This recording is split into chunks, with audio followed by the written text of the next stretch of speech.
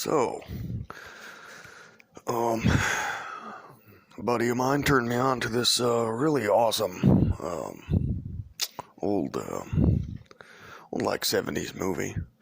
It was Cobra Verde by Werner Herzog.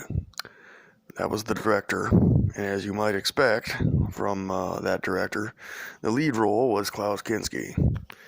That that wild-eyed little degenerate Polak who is very expressive as an actor. Actually, his reputation is not unwarranted.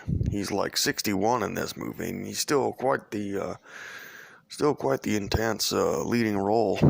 I mean, just for a male actor, you know. And anyhow, it's basically a rise and fall type story about a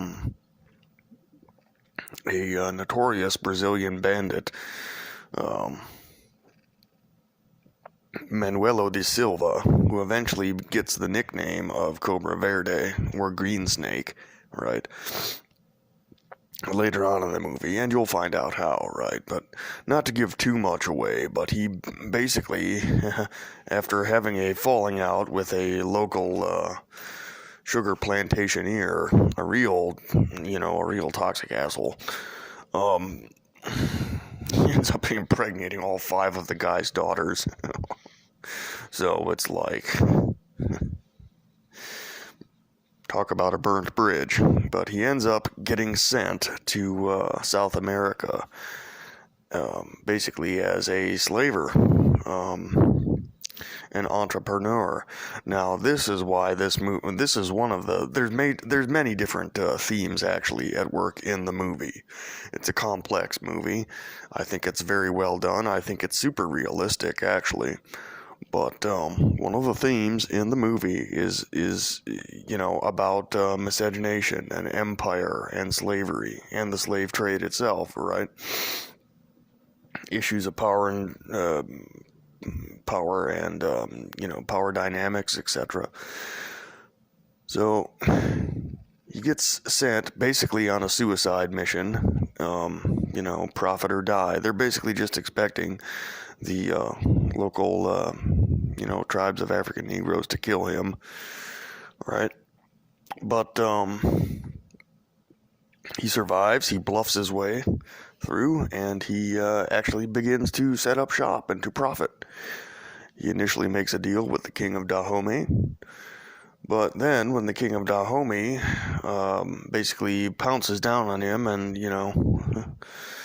ritually humiliates him, basically, because, they get more into the internal politics going on in the kingdom of Dahomey at the time. And, that's another thing about the movie itself, is that these Africans are portrayed as having societies of their own. They're portrayed realistically. But I'm guessing that the movie itself, that even this will chafe many white liberal buttholes, because they're still portrayed, these Africans are portrayed respectfully and realistically, and as just being what they are.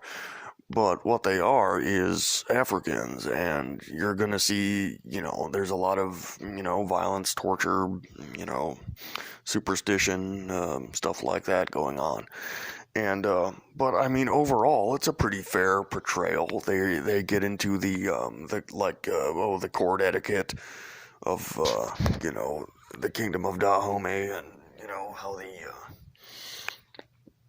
it kind of like confronts many of the assumptions and lies that we have about slavery in Africa, in which, the modern white liberal view is that slavery is only something that whites have done to blacks, whereas the real picture is not so black and white, we should say. So basically, spoiler alert, he makes a deal with the king's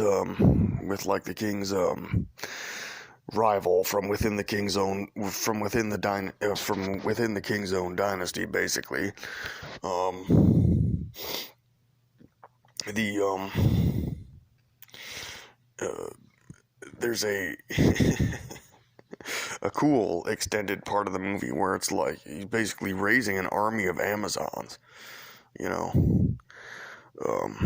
Dahomey Amazons, basically, to usurp the king of Dahomey. And eventually this is successful, etc. And then the movie has its denouement, basically. It's, you know, doing what he's doing and being what he is. Manuelo is not exactly he's really not a very sympathetic figure. However, he is certainly bold and enterprising and etc. And so he does kind of have that Nietzschean quality about him.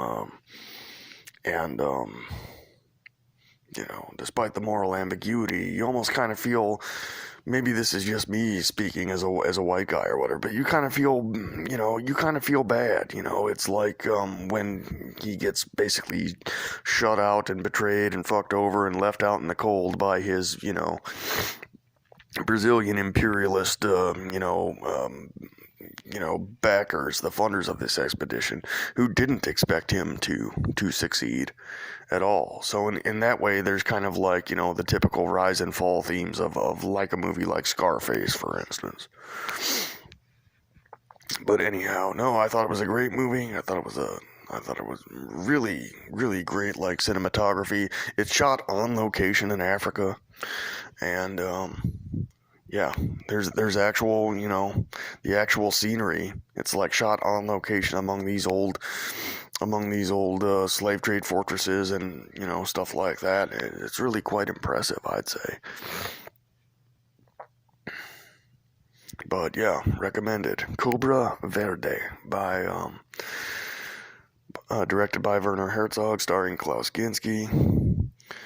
There's some really good jobs of acting done by the local African actors. I don't know if the actual King of Dahomey was in the movie, but I mean, I'm sure Monarchy Gang could check that out independently as to any as to any part played by His Majesty.